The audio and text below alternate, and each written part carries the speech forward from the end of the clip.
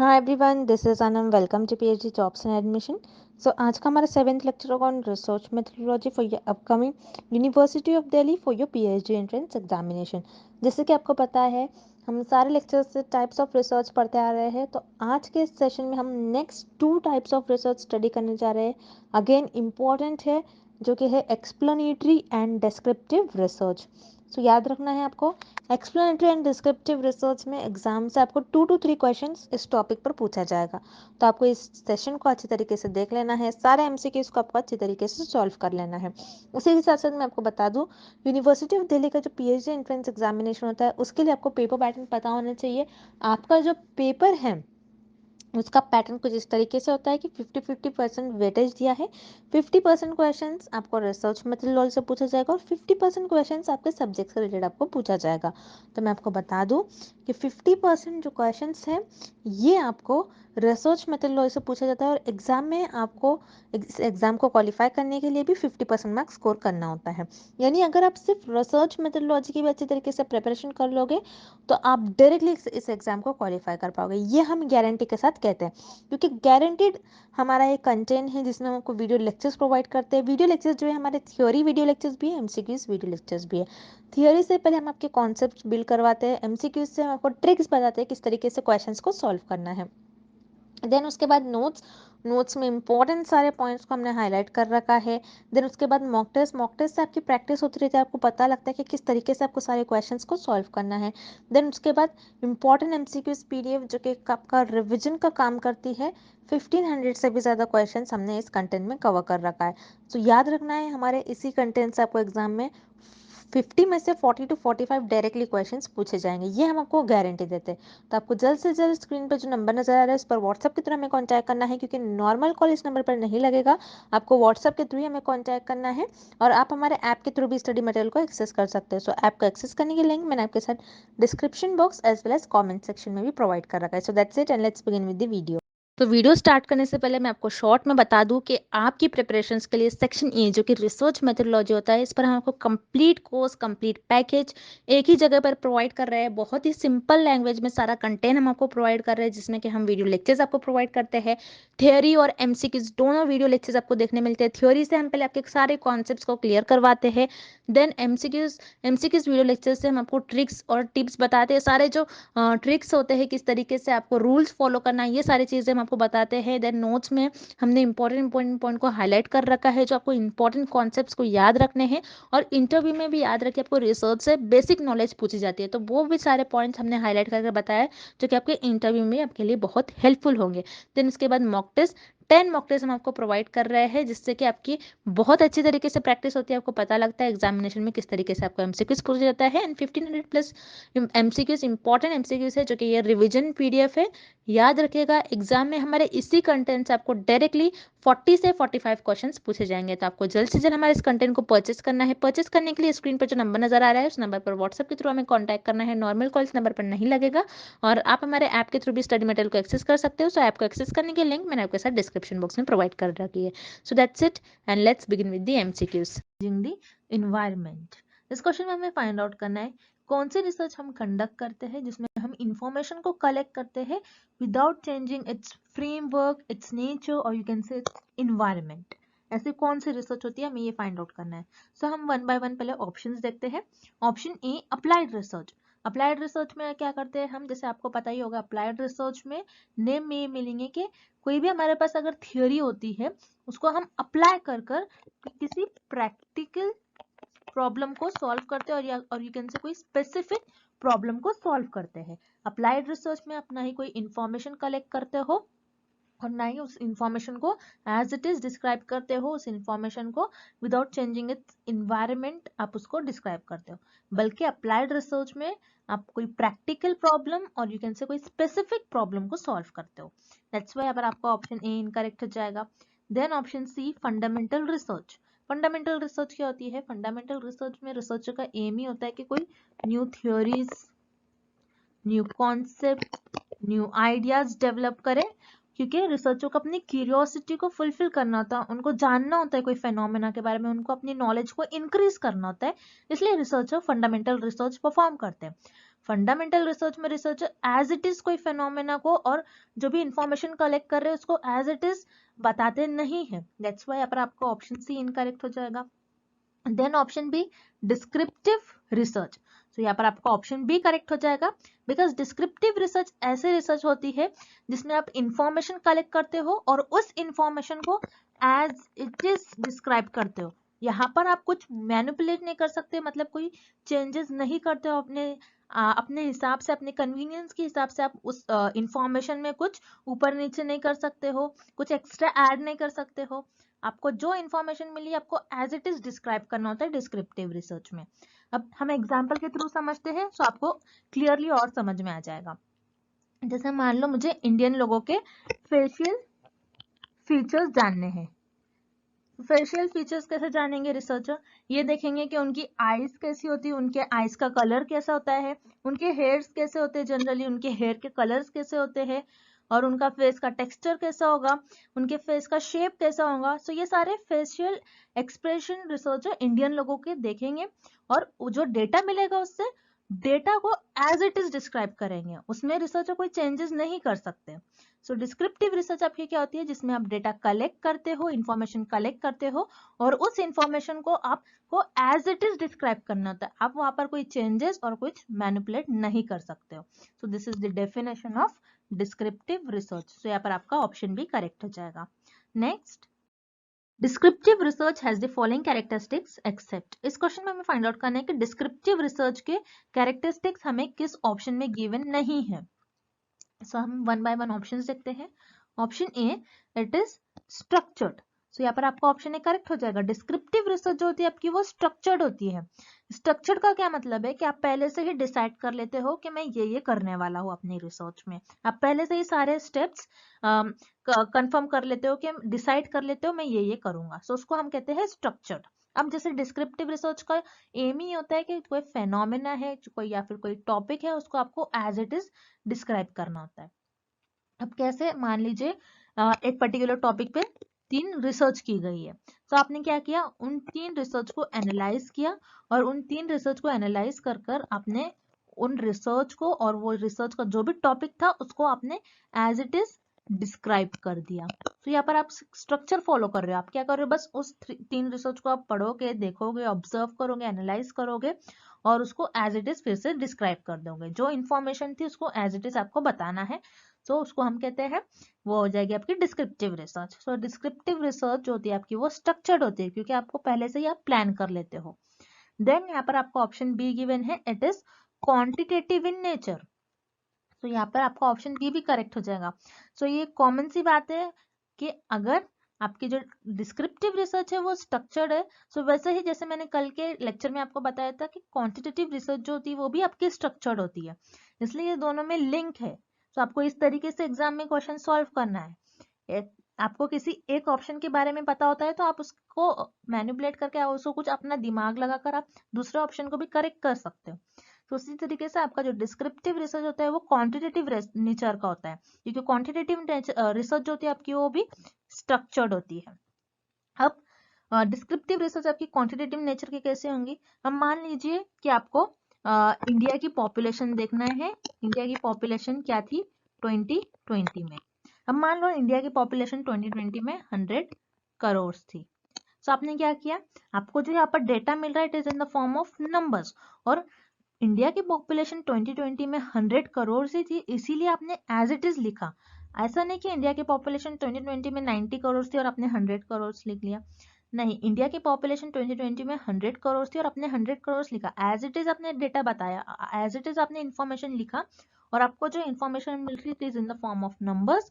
That's why जो आपकी descriptive research होती है वो क्वांटिटेटिव नेचर की होती है। बट इस क्वेश्चन में हमें क्या बताया गया है कि डिस्क्रिप्टिव रिसर्च के कैरेक्टरिस्टिक्स हमें किस ऑप्शन में गिवन नहीं है। सो यहाँ पर आपका ऑप्शन ए और बी दोनों भी इनकरेक्ट हो जाएगा। सो हियर आपका करेक्ट ऑप्शन हो जाएगा option C, discovers ideas and thoughts. ये आपकी डिस्क्रिप्टिव रिसर्च की कैरेक्टरिस्टिक्स नहीं होंगी, बल्कि डिस्क्रिप्टिव रिसर्च में आप कोई आइडियाज और थॉट्स को डिस्कवर नहीं करते हो, आप कोई न्यू चीज डिस्कवर नहीं करते हो। जो भी चीज आपके पास प्रेजेंट रहती है उसको एज इट इज आपको डिस्क्राइब करना होता है। तो ये जो आपका ऑप्शन सी में जो आपको इन्फॉर्मेशन दी गई है कि आप कोई आइडियाज और थॉट्स को डिस्कवर करते हो, ये तो आप फंडामेंटल रिसर्च में करते हो, ना कि डिस्क्रिप्टिव रिसर्च में। दैट्स वाई यहाँ पर आपका करेक्ट ऑप्शन हो जाएगा option C, discovers ideas and thoughts. Next, dash research is responsible for findings the why of the events of phenomena.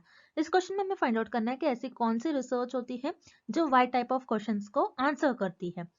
So one by one हम ऑप्शंस देखते हैं। पहले हम ऑप्शन सी देखेंगे, हिस्टोरिकल रिसर्च। हिस्टोरिकल रिसर्च क्या होती है? जिसमें रिसर्चर किसी पास्ट इवेंट्स के बारे में स्टडी करते हैं और ये देखते हैं उसका कुछ एप्लीकेशन है या नहीं प्रेजेंट में, और उसको प्रेजेंट में अप्लाई करने की कोशिश करते हैं।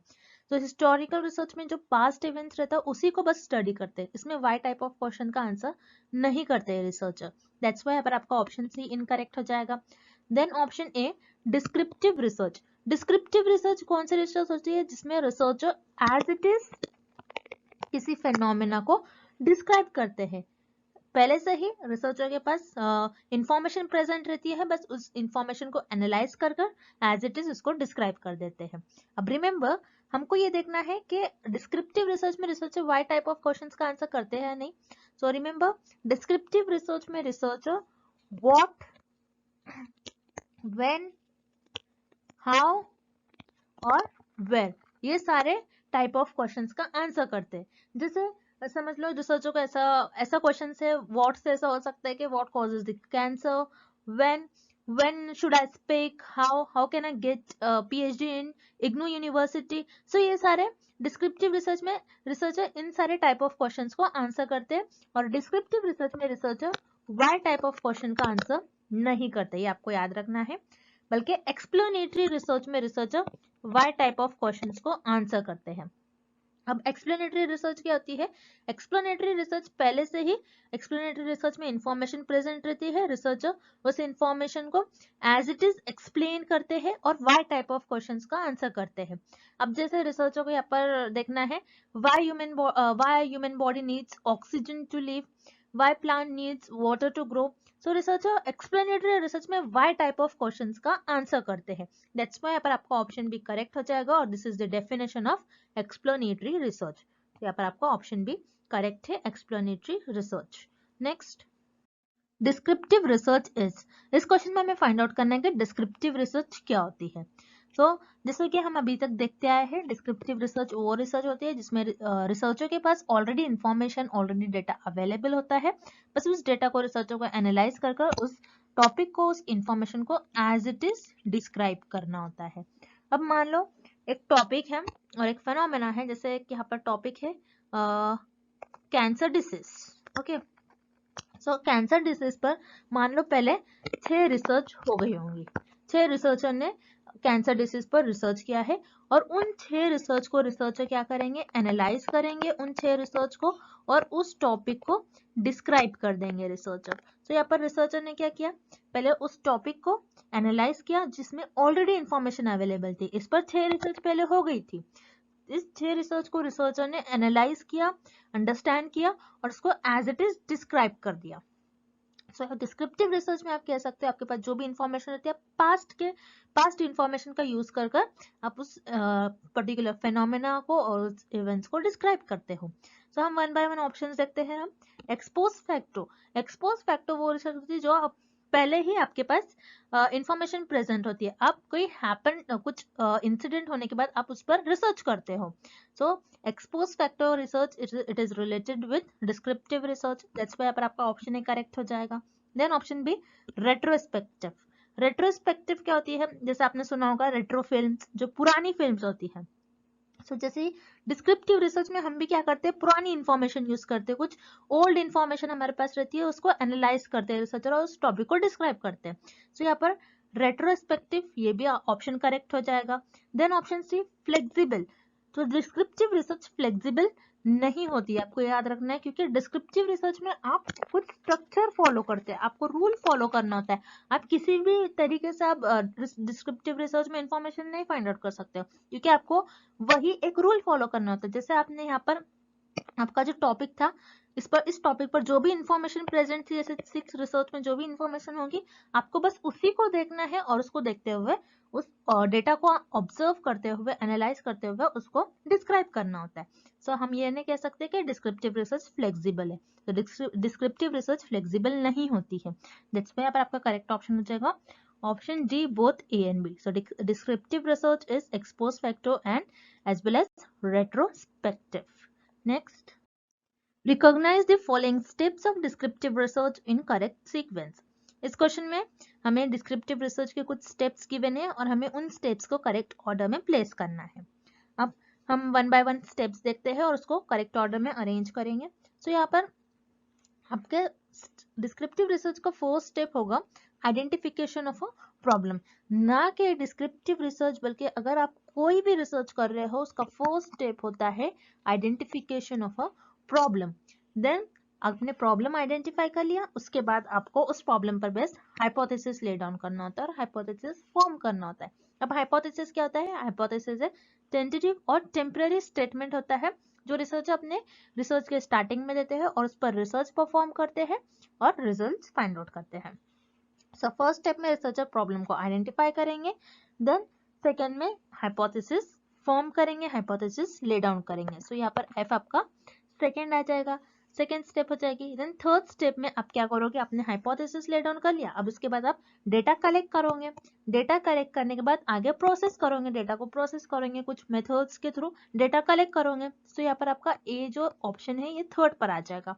देन बी, ए के बाद आपका बी आ जाएगा, क्योंकि अगर आपने कोई मेथड अप्लाई कर किसी मेथड से डेटा को कलेक्ट कर लिया, डेटा को कलेक्ट करने के बाद आप इंटरप्रिटेशन करोगे, इंटरप्रिटेशन आप उसको एनालाइज करोगे, उसको ऑब्जर्व करोगे डेटा को, एंड देन आप कुछ रिजल्ट फाइंड आउट करोगे। सो बी आपका फोर्थ नंबर पर होगा, फोर्थ स्टेप हो जाएगा आपका। एंड देन उसके बाद आपने रिजल्ट फाइंड आउट कर लिया, देन उसके बाद आप कंक्लूजन्स निकालोगे, कंक्लूजन्स ड्रॉ करोगे। सो ये आपका फिफ्थ नंबर पर आ जाएगा। एंड लास्ट आप रिपोर्ट लिखोगे। सो ड्राफ्टिंग द रिपोर्ट ये आपका 6 नंबर पर आ जाएगा। सो इस तरीके से आप इस वे में, इस स्टेप्स में आप डिस्क्रिप्टिव रिसर्च परफॉर्म करते हो। सो ये सीक्वेंस आपको ऑप्शन डी में गिवन है, CFABD and last is E. Next, a science teacher explaining to his students why plants need sunlight to grow. This example will fall under which type of research? इस question में आपको एक example given है और हमें find out करना है ये एग्जाम्पल किस रिसर्च के अंडर लाई करेगी।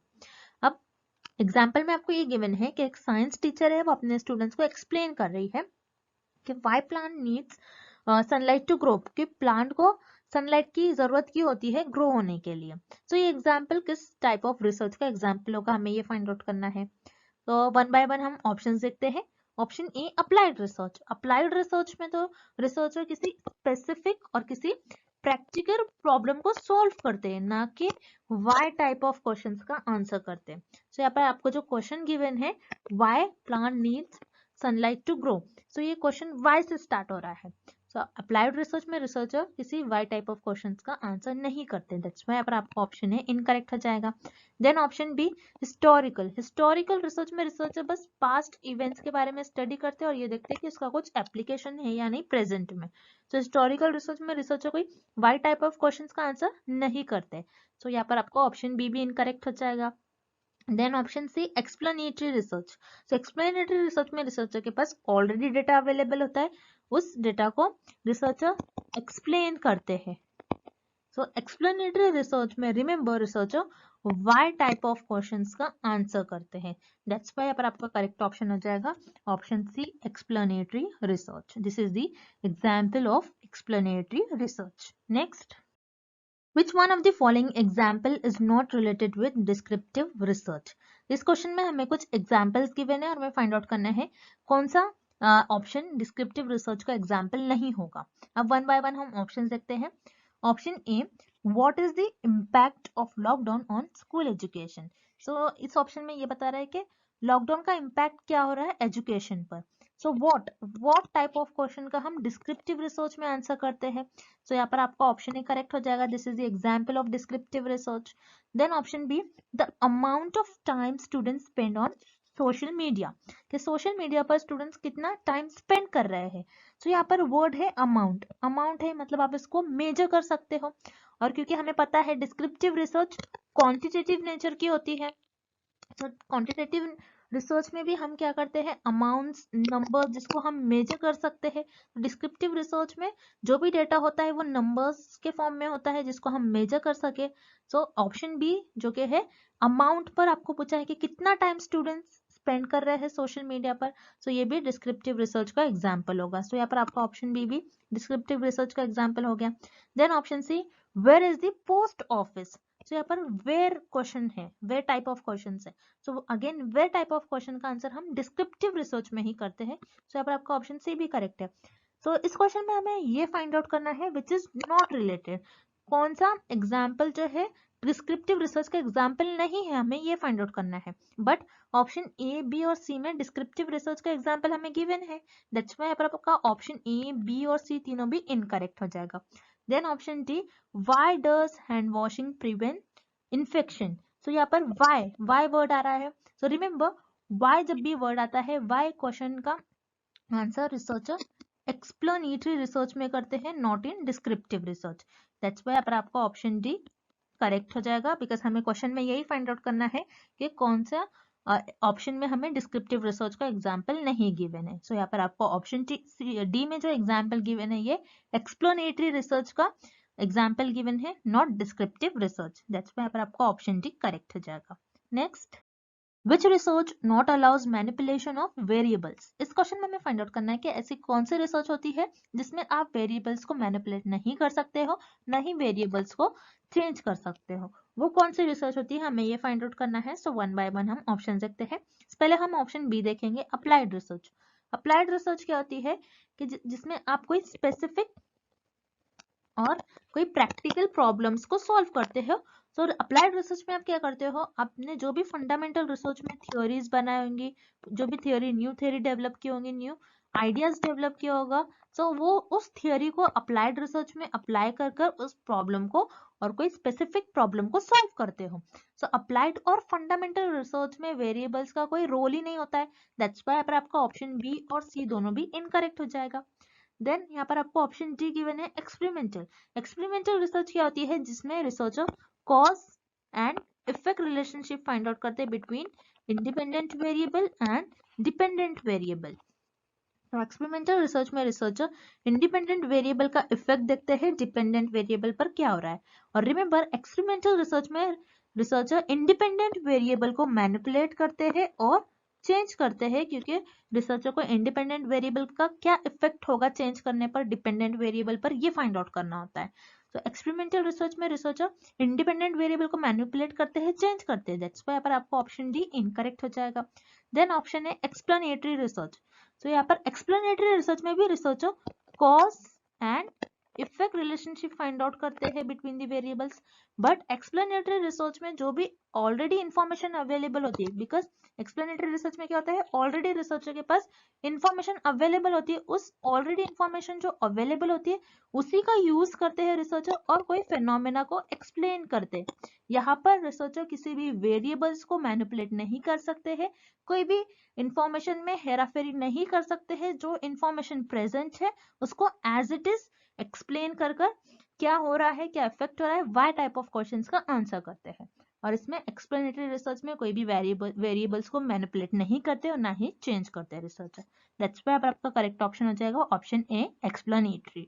Next, an investor considering an investment in the ever-changing Mumbai housing market needs to understand what the current state of the market is, how it changes, and when it changes. This research will come under. इस question में हमें एक example given है, हमें find out करना है कि ये एग्जाम्पल किस रिसर्च में फॉल करेगी। अब एग्जाम्पल में आपको गिवन है कि एक इन्वेस्टर है, उसको जो मुंबई हाउसिंग मार्केट जो कि हमेशा ये मार्केट बदलते रहता है, उसको इन्वेस्ट करना है मार्केट में। सो वो इस मार्केट को कैसे समझेगा। सो यहाँ पर आपको कुछ क्वेश्चन गिवन है, उसको ये क्वेश्चन समझना है।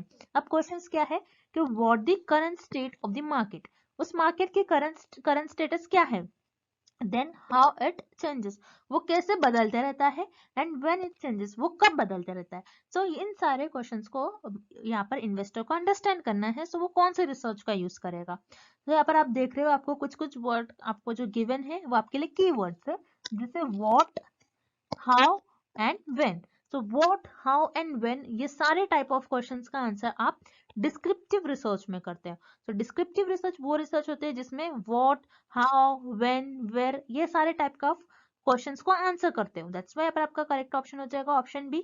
और यहाँ पर जो इन्वेस्टर है, जो उसको इन्वेस्ट करना है मुंबई हाउसिंग मार्केट्स में, तो वो इन सारे प्रॉब्लम्स को, इन सारे क्वेश्चंस को अंडरस्टैंड करने के लिए वो डिस्क्रिप्टिव रिसर्च का यूज करेगा। whereas explanatory research तो y type of questions को आंसर करती है। दैट्स व्हाई पर आपका ऑप्शन डी करेक्ट हो जाएगा।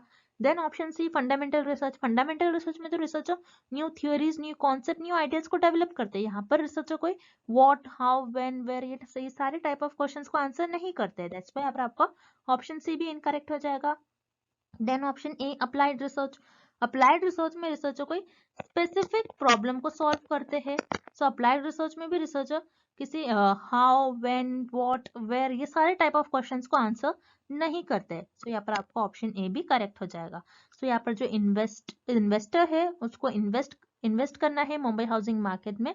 सो उसको कुछ क्वेश्चंस को अंडरस्टैंड करना है। सो इस क्वेश्चंस को अंडरस्टैंड करने के लिए इन्वेस्टर डिस्क्रिप्टिव रिसर्च का यूज करेगा। दैट्स व्हाई आपका करेक्ट ऑप्शन हो जाएगा option B, descriptive research. Next, explanatory research is also known as. इस क्वेश्चन में हमें फाइंड आउट करना है कि एक्सप्लेनेटरी रिसर्च को और हम कौन सी रिसर्च भी कहते हैं। अब एक्सप्लेनेटरी रिसर्च में क्योंकि हम देखते हैं कि कॉज एंड इफेक्ट रिलेशनशिप क्या है बिटवीन दी वेरिएबल, उसी तरीके से कॉजल रिसर्च और एक्सपेरिमेंटल रिसर्च, ये दोनों भी रिसर्च में हम कॉज एंड इफेक्ट रिलेशनशिप देखते हैं between the independent variable and dependent variable. But experimental research में आप इंडिपेंडेंट वेरिएबल को मैनिपुलेट कर सकते हो, चेंज कर सकते हो। बट एक्सप्लेनेटरी रिसर्च में आप किसी भी वेरिएबल को, ना ही इंडिपेंडेंट वेरिएबल को आप मैनिपुलेट कर सकते हो, ना ही चेंज कर सकते हो। दैट्स व्हाई अब आपका ऑप्शन बी इनकरेक्ट हो जाएगा। देन उसी तरीके से कॉजल रिसर्च जिसमें आप cause and effect relationship find out करते हो, इंडिपेंडेंट वेरिएबल का डिपेंडेंट वेरिएबल पर क्या कॉज एंड इफेक्ट हो रहा है। सो कॉजल रिसर्च में आप इंडिपेंडेंट वेरिएबल को ना ही मैनिपुलेट करते हो, ना ही चेंज कर सकते हो। और उसी तरीके से एक्सप्लेनेटरी रिसर्च में भी आप कॉज एंड इफेक्ट देखते हो without changing the independent variable. That's why explanatory research is also known as causal research. So आपको याद रखना है explanatory research को causal research भी कहते हैं। So यार आपका करेक्ट ऑप्शन हो जाएगा option A, causal research. So I hope the concept of explanatory and descriptive research is clear to everyone, and thank you for watching this video. See you tomorrow.